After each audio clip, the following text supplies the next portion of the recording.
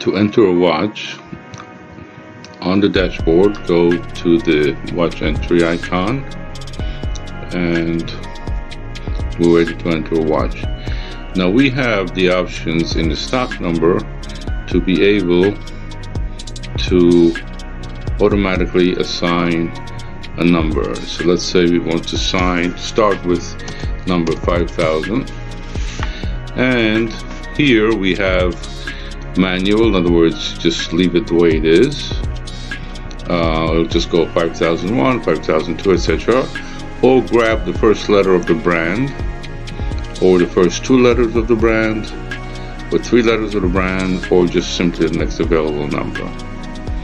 Okay, so we're going to do just the first letter of the brand, and we're going to say save.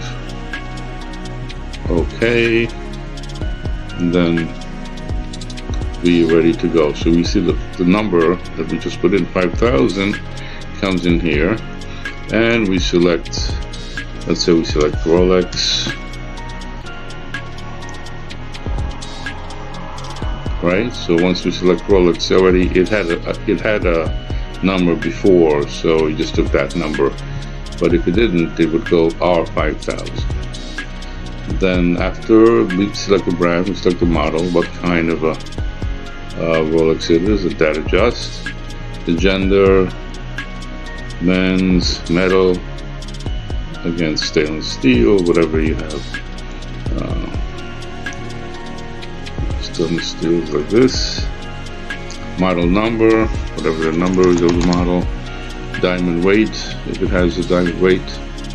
The vendor who you bought it from, let's say it's me. Size, we have all different sizes. Okay, so let's say it's 31. In the complications, again, you can select the bracelets. Now you can say link, and you can keep on going as much as you like to add more features. Okay, bracelet, I don't know. Right, movement, features, all these are customizable by you in the attributes, and then you can select the attributes that you need. Okay, on top here, by the way, on the record number, the SKU number is generated by the computer. You don't need to do anything with that. You don't touch that. You just start with the stock number. Okay, quantity on hand will be 1. If you have more than 1, you just change it. Quantity on memo, on hand, unsold, and on hand is all generated automatically. You don't have to really touch any of these at all. It happens when you make a memo or an invoice. Quantity committed, I'm going to skip it right now.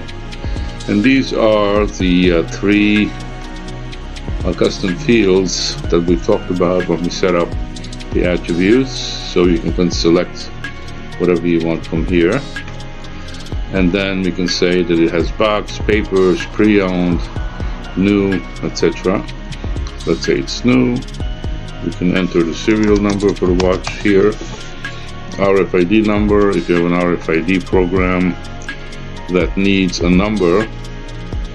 Some of them needs their own RFID number. Some of the programs like Iris that we're using uses the stock number as that's the RFID number, so you don't really need an additional RFID number.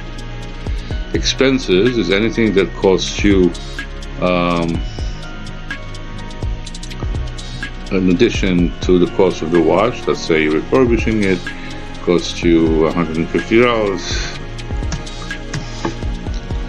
You will say that the expenses is here, but you need to, let's say this watch costs you $12,000, so it'll be $12,150. Base price, we can skip for now. Retail price is a suggested list price from the manufacturer, so let's say it would be $19,000.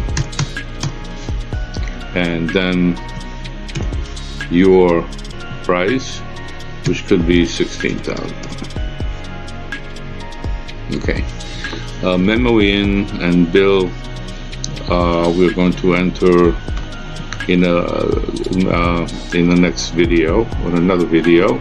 We'll show you how that information comes into here as well. Once you return the watch, if it's taken on memo, you can return it to vendor here. Okay, description. By the way, we will go over returning to vendor and all the other features in a later video. Just go down the menu and select on the subject how to do all these things. Okay, description is anything that you want to say about this watch that isn't covered by the fields that are here, and this can go on the memo and invoice or onto your website.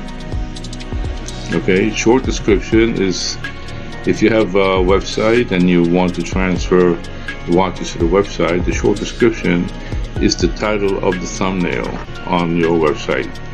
So you can just enter whatever the thumbnail description would be right here, and we transfer it over to your website automatically. Notes stay here. Anything that you want to write about this watch, whatever, it stays right here. Once you make a memo and invoice, it'll show you who has the memo or invoice. It tells you the quantity that you have on hand, on memo. You know, once we save this, right? Don't forget to save. Right? So once we save, you will see that we have quantity 1 on hand. See, nothing is on memo, nothing is sold, 1 is on hand, and it's in the in-house location in box 1. Okay. Once an invoice is made, you will see the customer that bought the watch and the invoice number. Okay, so if you have, let's say, if you have 10 of the same watches, the same exact watch, 10 of them, but you sell to different people, different clients, you can click here and you will open up the screen and see all the clients that bought that same watch. Okay, to add the images, you just simply go upload, browse. Again, I don't have a Rolex here, but I have this watch. Let's say open, upload, and it goes there. And you have 4 images per watch, so you can do the face, the back, the side, whatever you like, or just leave one.